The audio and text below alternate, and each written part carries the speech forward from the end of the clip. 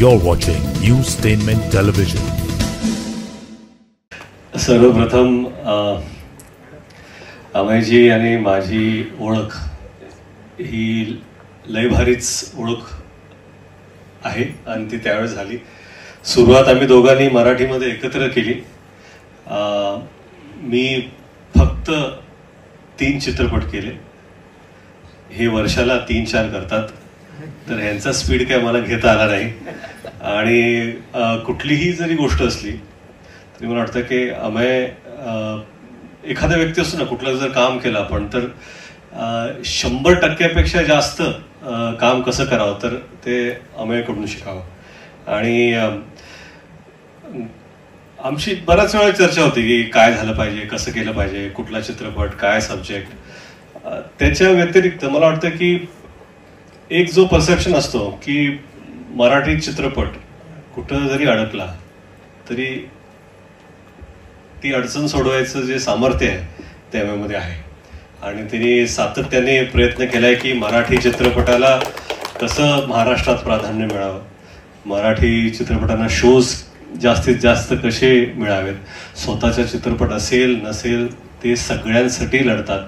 आणि मला वाटतं की ही त्यांची खरी कमाई आहे की त्यांच्या एका शब्दावरती महाराष्ट्रातील मला वाटतं की चित्रपट तर आहेच, पण त्याच्या व्यतिरिक्त बरेचसे लोक आहेत जे त्यांच्यासाठी उभे राहतील आणि त्यातला मी एक आहे.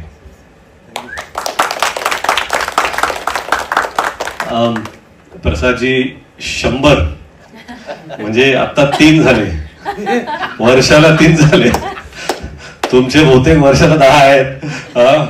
पण खरंच 100 म्हणजे आज सेंचुरी मारली त्याबद्दल खूप खूप अभिनंदन.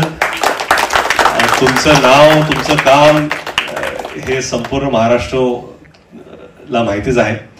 पण मी तुमचा फार मोठा फॅन आहे. तुमचं काम प्रचंड मला आवडतं. लेखक, डिरेक्टर, ऍक्टर म्हणून तुम्ही उत्कृष्ट आहातच. आणि ते सगळं ह्या वडापाव या चित्रपटात दिसतं. आणि कसं आहे की पहिल्यांदा चित्रपट पाहताना किंवा ट्रेलर पाहताना माझ्या तोंडाला पाणी आलं. म्हणजे असं वाटलं की आता कुठे वडापाव मिळतोय. आणि कीर्ती आणि दादर स्टेशन इथले वडापाव एवढे खाल्लेत. आता असं वाटतं की दादरला जाऊ, बहुतेक आज दोन्हीकडे जाऊन मी खाणार आहे वडापाव. पण खूप खूप शुभेच्छा सगळ्यांना. You guys are extraordinary. मी तुमच्यावर काम केलंय रेड 2 मध्ये.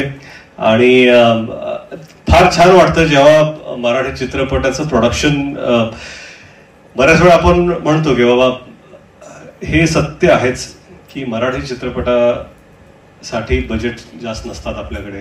आपल्याकडे काटकसर करून काम करावं लागतं.